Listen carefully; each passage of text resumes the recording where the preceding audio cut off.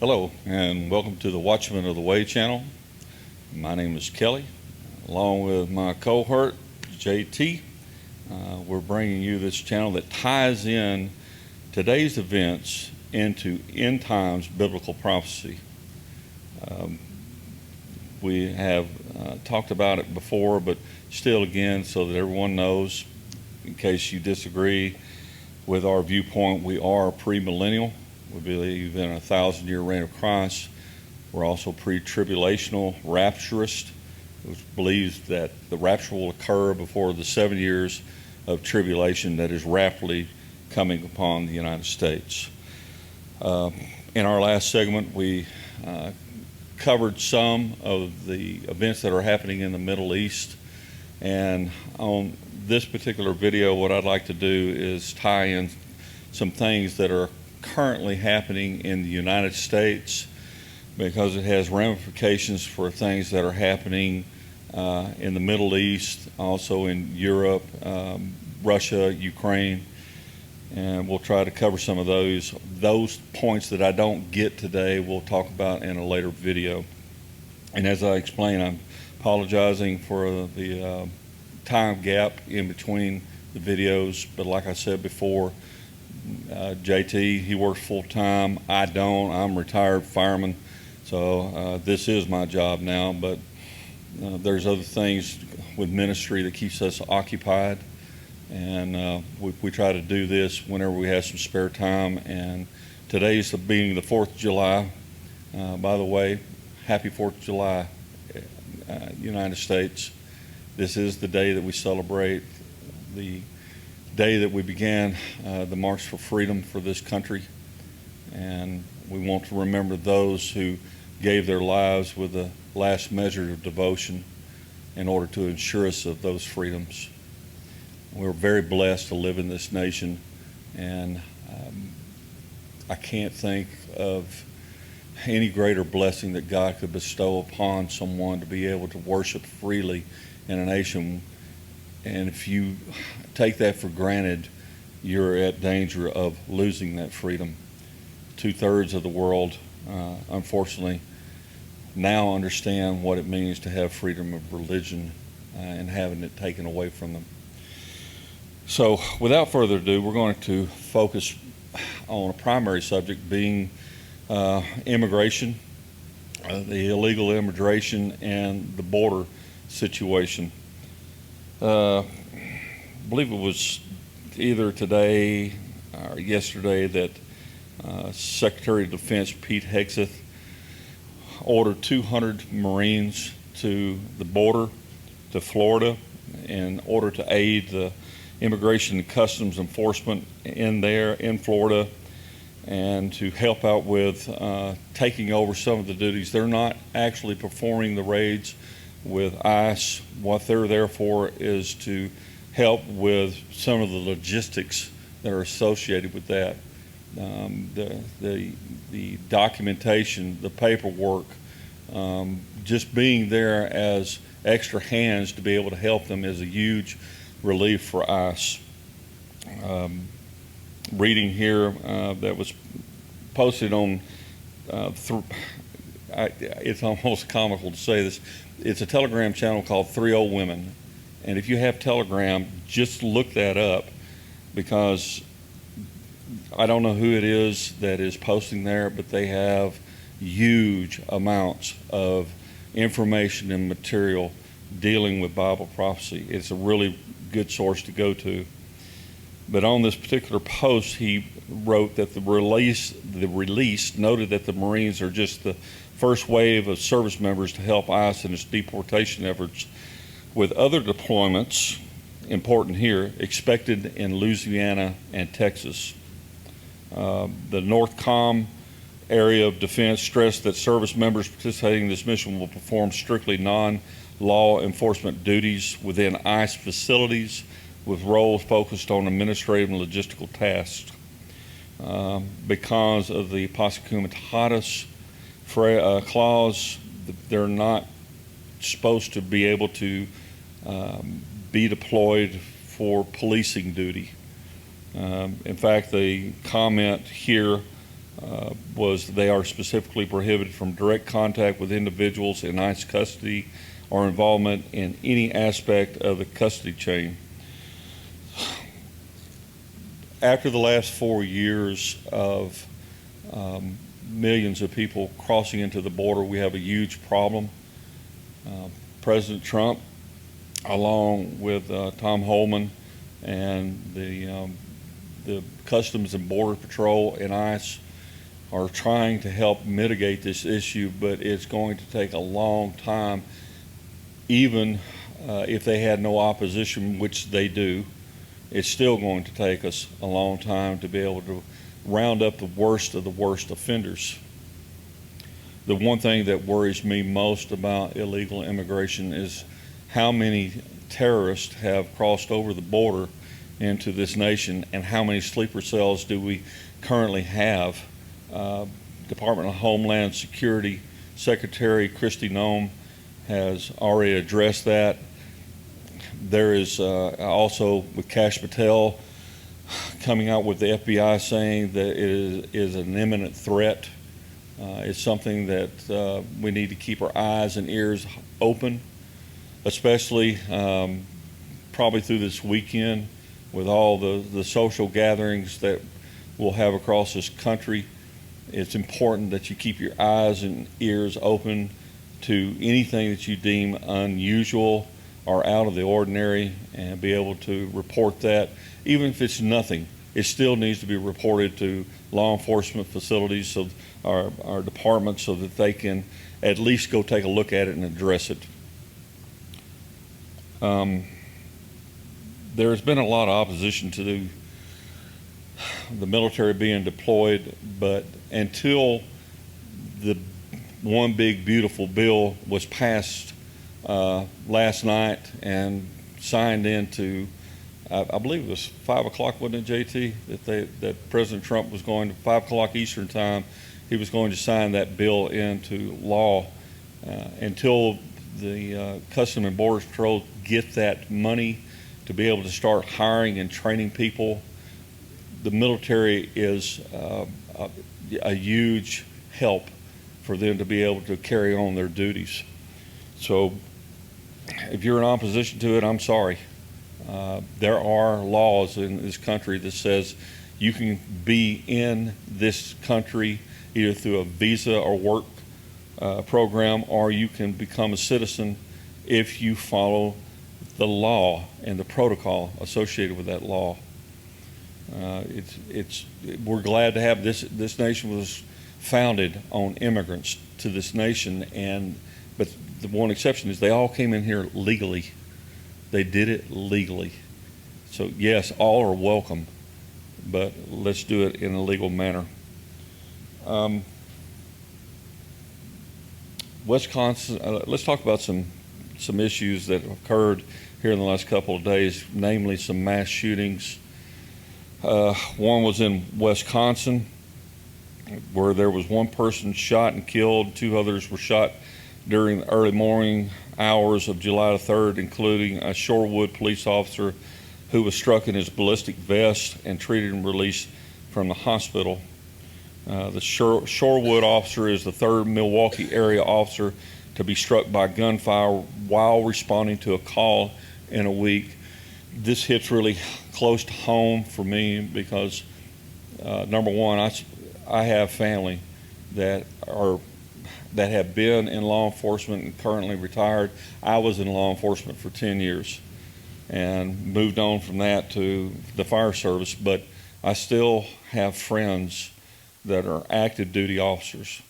And to see that these officers in harm's way day after day, and it's getting worse for them, we need to be as supportive as we can be with local law enforcement. And the old adage is back the blue. If you do otherwise, then maybe you need to find a new country to live in, because this nation was founded upon laws and everyone should follow them. I'll probably get a lot of emails or comments over that one, but I really don't care. I just know how it is. I have been to the funerals of friends that were killed in the line of duty. Or I've been to the hospital and sat beside the bedside of friends who were shot in the line of duty. It is personal for me, and no matter what anyone says, I'm going to be behind them 100%, and I'd admonish you to do the same. Let's talk about another one that occurred. The other one was in Chicago. If I'm this is, I hated to draw this one up, but this was probably as detailed as the rest of them. This was from the AP. In reporting, they say that there was a busy Chicago neighborhood town that was known for its restaurants, nightly life, and it was the scene of a live drive-by shooting on late Wednesday night. There were 4 people that were killed as a result of this drive-by shooting. The people were gathered there for some rapper named Mellow Bucks. I'm sorry, that's outside my preview. I don't know who that was. JT, you're shaking your head. No, I didn't even want to. I guess it was some local. But the Chicago, one pastor that's in Chicago, Donovan Price, he described it as a war zone. Horrendous, tragic, dramatic.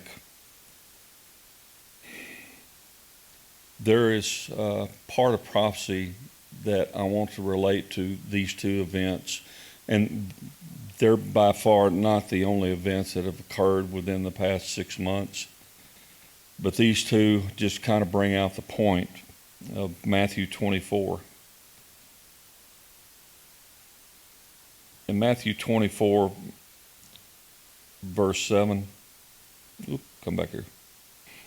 It said, "For nation will rise against nation and kingdom against kingdom, and in various places there will be famines and earthquakes." If you're a student of Greek or Aramaic or Hebrew, then you probably know that nation against nation, it's really got more of a term for what's applicable that's happening in the world today. On the Blue Letter Bible I've got on my phone, you can go to interlinear and you can look up that word nation, and that word is ethnos, and it's where we get our modern day word ethnics or ethnicity. It is one ethnic group being against another ethnic group. A lot of these shootings are associated with ethnic groups.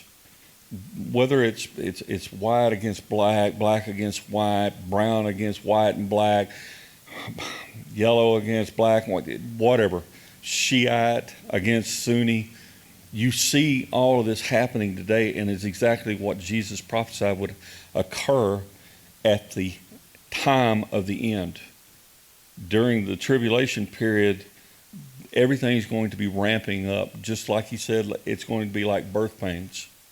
Everything's going to be ramping up, and the closer that those birth pains get together, you know that the baby is about to be born. Well, what it tells us is the tribulation is very, very, very close. And if the tribulation period is that close, then the pre-tribulation rapture is even closer. And it doesn't stop there. Jesus said in Matthew 24:12, because lawlessness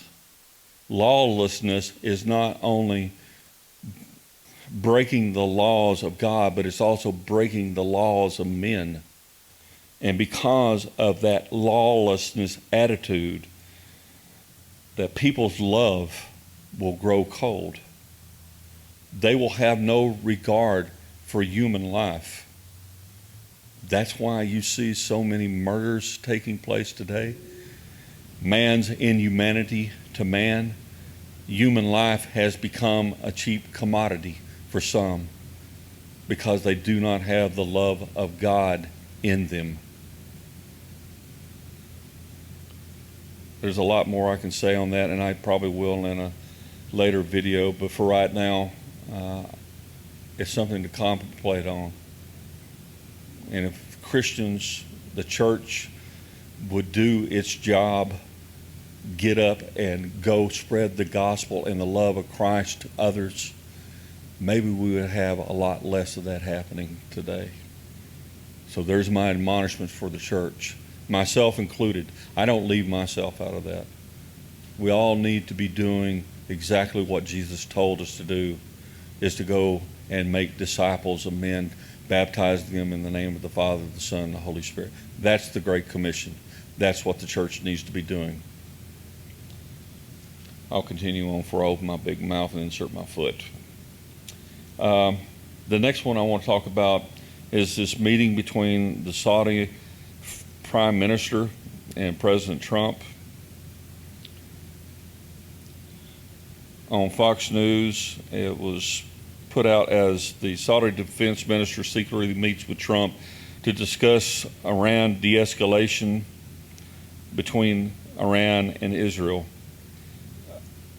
This really was a big deal. They said it was done in secret. You don't keep a secret in Washington, D.C., you know. It's like telephone, telegraph, tell somebody in D.C., and then everybody knows. But during this meeting with President Trump, they wanted to talk about de-escalation, and not only in Iran, but also in Gaza. The reason that I find this so interesting, that it's the United States and President Trump talking, is because of the same factor that you find in Ezekiel 38, verse 13. You have Saudi Arabia, possibly Yemen, being identified as Sheba and Dedan, and the United States, and I realize there's other people that have different viewpoints on this, as where it's, well, let's just turn there. That way I won't have to be trying to guess at it. We'll look at it together. Ezekiel 38, verse 13. Sheba and Dedan and the merchants of Tarshish with all its villages will say to you, have you come to capture spoil? Have you assembled your company to seize plunder, to carry away silver and gold, to take away cattle and goods, to capture great spoil? It seems like Saudi Arabia and the United States are at the forefront for all of these talks that are going on in the Middle East right now. They're the two biggest players in it. And there's being compromises on both sides. One of the biggest compromises that President Trump is hoping for with Saudi Arabia is that they sign on to the Abraham Accords. And Saudi Arabia has shown a willingness to do this. But again, it's the diplomatic talks that seems to transcribe itself over to Ezekiel 38:13, because Sheba, Dedan, Tarshish, and all its villages, and some, like the King James Version said, all the young lions. A lot of biblical scholars take this Tarshish area as being Great Britain, because it's an island, and in other passages in Ezekiel and throughout Scripture, it talks about Tarshish being a land of seacoast and of seafarers. The other area that they try to attribute it to is the southern part of Spain, but that doesn't make any sense considering what is happening in the world today. It makes more sense for Great Britain to be that area of Tarshish, Great Britain having the symbol of the lion as its crest, and the young lions being all of Great Britain's colonies they've had throughout the centuries, the United States being the biggest colony that they had. So perhaps it is Great Britain and the United States protesting in Ezekiel 38:13 about this invasion by Gog and Magog. Sheba and Dedan, the scholars, the way they put that is Sheba is Saudi Arabia, Dedan being Yemen. I I don't think Yemen is included in that. I think it's just talking about the southern part of Saudi Arabia. I can't imagine the Houthis being involved in anything like peace talks or trying to persuade Gog to depart. But that seems like the way that the prophecy is being spelt out. In this particular talks that they were supposed to have together between Trump and the foreign minister, the talks were about ending the war in Gaza, negotiating the remaining hostages released, whether they're dead or alive, and working toward peace in the Middle East. My Bible says there will be no peace in the Middle East. My Bible says until King Jesus comes to sit on his throne in Jerusalem and rules for 1,000 years, there will be no peace in the Middle East. It's a dream. It's an illusion in order to be able to gain something, in my opinion. Okay, JT's giving me the cut it off sign again, so I'm going to end it right there. A lot more I could talk about, and will in the days to come. We'll try to expound on some of these points, but I've given you food for thought, and that's my main objective, is to get you to look into these things, investigate them for yourselves, to be awake, to stay vigilant, stay prepared. We are in the last of the last days. Jesus is coming again, and he's coming very soon. If you like this content, please subscribe, hit the like button and the notification bell so that you'll be notified the next time that we bring another video on. For now, I wish you well, Godspeed, and Maranatha. Bye-bye.